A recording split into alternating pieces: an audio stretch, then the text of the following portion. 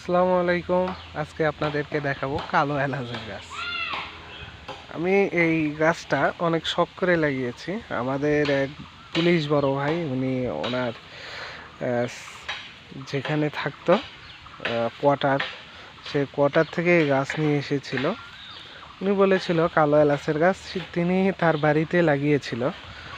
তার বাড়িতে লাগানোর পরে এই রকম একটা গাছ লাগালেই অনেক থোপ হয়ে যায়। এই জন্য উনি সবশেষে ওনার বাড়িতে যখন বাড়ির কাজ করে তখন এগুলো তুলে ফেলায়। তখন তার থেকে আমি অনেকগুলোই চারা নিয়েছিলাম প্রায়। এগুলো চারা নিয়ে তিনি বলল লাগাতে পারো, দেখতে পারো।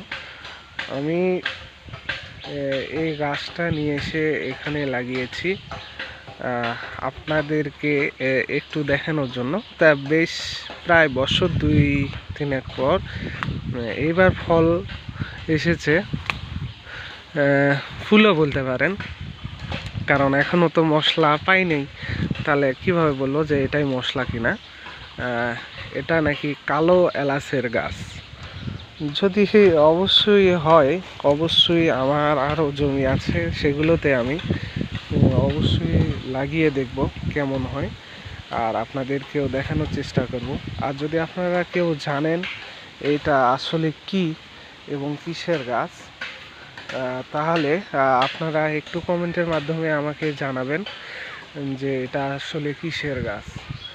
এই যে দেখেন, প্রায় প্রত্যেকটা গাছে আমার এইরকম ফলন চলে এসেছে। যেটাই হোক তাতে আলহামদুলিল্লাহ।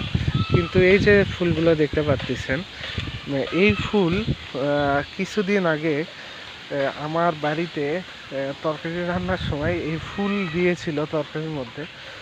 হুবহু এলাচের মতোই তার স্বাদ আমরা পেয়েছি এবং তার গন্ধটাও এইরকম কালো এলাচের মতোই ঝাঁঝালো।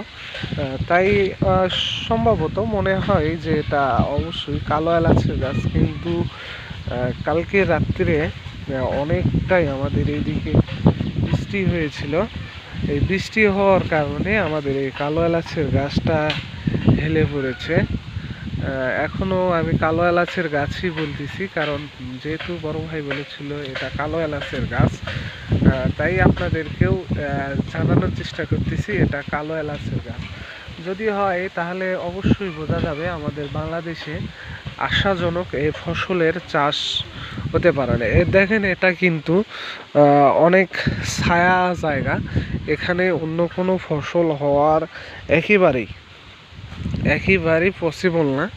ওই জন্য আমি এখানে লাগিয়ে রেখেছিলাম সাইড দিয়ে, যে এটা এই জমির অবশ্যই আমি যে আবদ্ধ বা ঘিরা বলা হয় আমরা সাধারণত, এই ঘিরা ভাবেই আমি গাছটা লাগিয়েছিলাম প্রায় সব সাইড দিয়েই।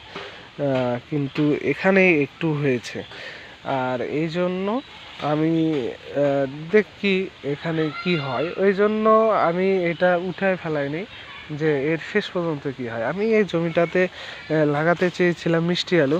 এখান থেকে আমরা মিষ্টি আলু খেয়েছি, হয়তো বিক্রি করতে পারিনি, কিন্তু মিষ্টি আলু খেয়েছি। আর এগুলো গাছ লাগানো হয়েছিল, এটা মূলত আমার নিজস্ব জমি না, এই জমিটা আমার এক কাকার। এটা বলতে পারেন লিজ লেয়ার মতো। তার গাছগুলো এরকম বৃষ্টির কারণে শুয়ে পড়ে গেছে। আপনারা যেটাই বলেন, আপনাদেরকে প্রতিনিয়ত এরকম ভিডিও দেওয়ার চেষ্টা করব, গ্রামীণ ভিডিও, কারণ আমার খুব ভালো লাগে ভিডিও করা, আমার এটা শখ। এই জমিটাও আমার, এটাও আমার লিজ নেয়া।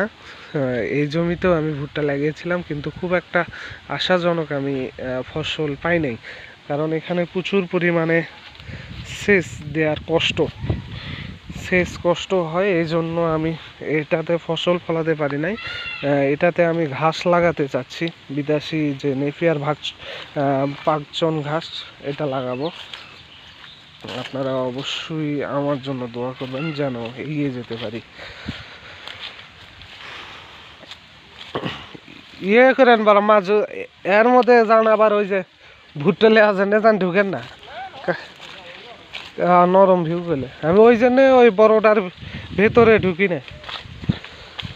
এমনি সাইড থেকে যে কয়টা ইয়ে করা যায় সেই কয়টা লিছি।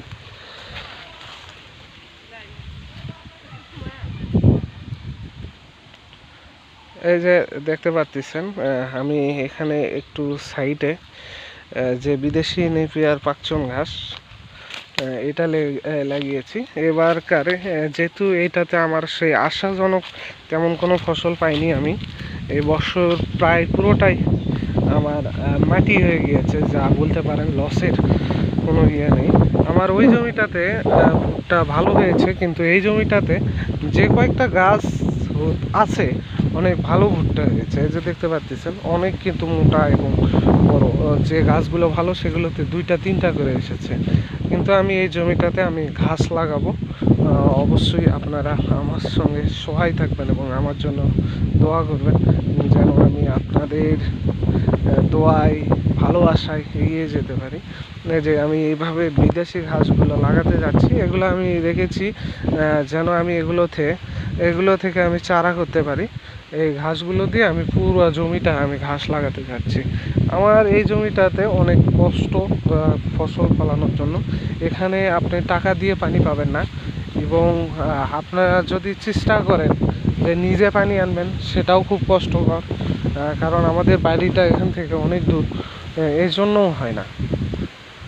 এই জন্য এই জমিতে আমি ঘাস লাগাবো, কারণ ঘাস লাগিয়ে দেখলাম ঘাস অল্প খরচে অনেক কিছু করা যায় এবং এই ঘাস লাগালে অনেক ভালো হয়। কিসের জন্য? যে এই ঘাসটা আমি বিক্রিও করতে পারবো, যেহেতু আমি ছাগল এবং গরু পালা শুরু করেছি। ইনশাআল্লাহ দেখা যাক, আল্লাহ যদি সহায় থাকে আমি বড় করে একটু ছাগলের খামার করতে চাই। যদি আল্লাহ আমার প্রতি সহায় থাকে তাহলে অবশ্যই আমি কোরবানি পর শুরু করব। দেখেন এই জমিটাতে যে গাছগুলো হয়েছে প্রায় 1টা 2টা 3টার মতো কলা এসেছে। এই জমিটাতে আমার অনেক ভালো ফসল হতো, কিন্তু পানির জন্য আমার এই ফসলগুলো হয় না। এই যে দেখেন এখানে একটা, এই যে নিচে একটা, আরও একটা বার হচ্ছে, এরকম ছোট একটা গাছ, তাও এখানে দেখেন কত ভালো একটা কলা হয়েছে। আমি এখানে চেষ্টা করি আমার শখের যে ফসলগুলো ফলানো। এই যে দেখেন আমি এই জাংলা বলা হয়, আমরা এই জাংলা দিয়েছি। এখানে কিন্তু সিমের গাছ আছে, আমার লাউয়ের গাছ আছে। এখান থেকে আমি গত বছর আমি এই যে আমরা যে বেষ্টনী বা ঘিরা বলা হয়, এই ঘিরাতে আমি দিয়েছিলাম চিচিঙ্গা আমি কিন্তু অনেক টাকা বিক্রি করেছিলাম। তখন আমার ওইভাবে ভিডিওর প্রতি ঝোঁক ছিল না বা ভিডিওটা করতাম না, এই জন্য আপনাদেরকে ওইভাবে তেমন কোনো কিছু দেখানো হয়নি। আপনাদেরকে এখন থেকে চেষ্টা করবো প্রতিদিন গ্রামের যে ভিডিওগুলো দেওয়ার চেষ্টা, আমার যে দৈনন্দিন কাজ আপনাদেরকে দেখানোর চেষ্টা করব। অবশ্যই আপনারা সবাই ভালো থাকবেন, সুস্থ থাকবেন এবং আমার জন্য দোয়া করবেন। আমিও আপনাদের জন্য দোয়া করব। আজকে এই পর্যন্তই। আসসালামু আলাইকুম।